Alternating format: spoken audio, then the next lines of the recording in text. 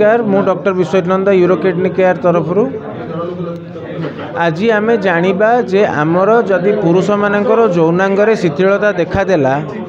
सेटा जदि काम करूना कौन प्रकार मेडिसिन काम करूना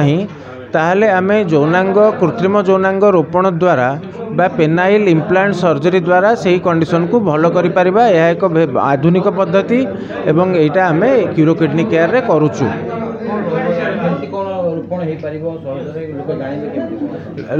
माने जदि आपणकर इरेक्शन होउनी जदि आपण पेनिसटा इरेक्शन होउनी आपण सहवास करिवार अक्षम एवं भिन्न भिन्न प्रकार औषध यूज कला परे भी आपणकर ठीक होउनी ताहले आमे ऑपरेशनटा आपणकर करैबा एवं एई सर्जरी करैबा द्वारा आमे डेफिनेटली एडवांटेज पाई परिबा बा बेनिफिट आमे जे कोनसी एज रे इरेक्टाइल डिसफंक्शन हबो आमे एई ऑपरेशनटा करि परिबा। मेडिसिन आमर 2-3 प्रकार मेडिसिन अच्छी ताठू बेसी प्रकार मेडिसिन नहीं सेटा खाइबा द्वारा जार मेडिसिन काम करिवो ताकू सर्जरी दरकार पड़िबो।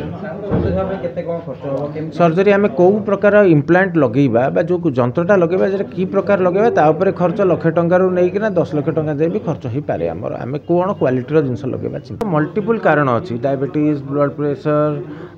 कोलेस्ट्रोल बढ़िबा न्यूरोलॉजिकल डिजीज के को टैबलेट खाउथबो मेदबहुलता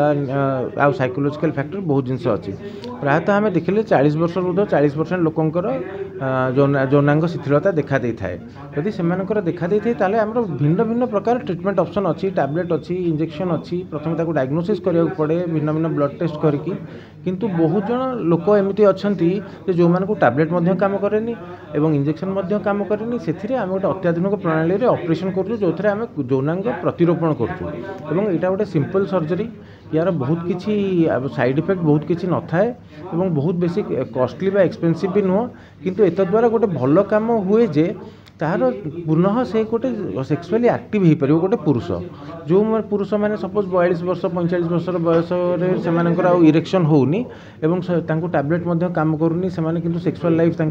दरकार ताले से ऑपरेशनटा करके निजको सुस्थ करें। जदि औषध काम कला ताहले आमे से ऑपरेशनटा करबा नहीं जदि औषध काम न कला ताहले आमे से ऑपरेशन को जीवा।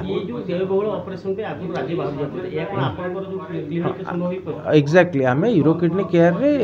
रेगुलारली एवं प्रथम थर मुझे ओडिशा रे स्टार्ट कली इरेक्टाइल डिसफंक्शन रे पेनाइल प्रोस्थेसिस सर्जरी आमे यूरो किडनी केयर रे आमे एई पेनाइल प्रोस्थेसिस ऑपरेशन करूछु। आमे डिपेंड करछि आमे जेहेतु कृत्रिम यौनांग गोटे लगाउछि यौनांगर कॉस्ट नहीं कि सेटा आम को कंपनी रो लगेबा आम इंडियन इम्प्लांट लगेले आम लाख टका भितर भी हो पारिबो आ जदि आमे ये लगेबा जदि एडवांस 7.5 लाख टंका जाए मध्य इम्प्लांट आसे से अनुसार कॉस्ट बढ़िबो। जदि आमर सर्जरी रो कोनोसी कॉम्प्लिकेशन हेलानी ताहले बहुत किसी साइड इफेक्ट नहीं से माने बापा ही पारिबे तांकर स्पर्म बा सेमेन ऊपर कोनोसी प्रकार असुविधा हबनी क्वालिटी रे कोनोसी प्रकार असुविधा हबनी आउ नॉर्मली सब जिन नॉर्मली चली पारि नहीं यहाँ तो आम यहाँ जेकोसी बयस भी देखा जा पार आम 28 वर्ष 29 वर्ष 30 वर्ष लोकंर भी ऑपरेशन करूँ आम 60-62 वर्ष लोकंर भी ऑपरेशनटा करूँ।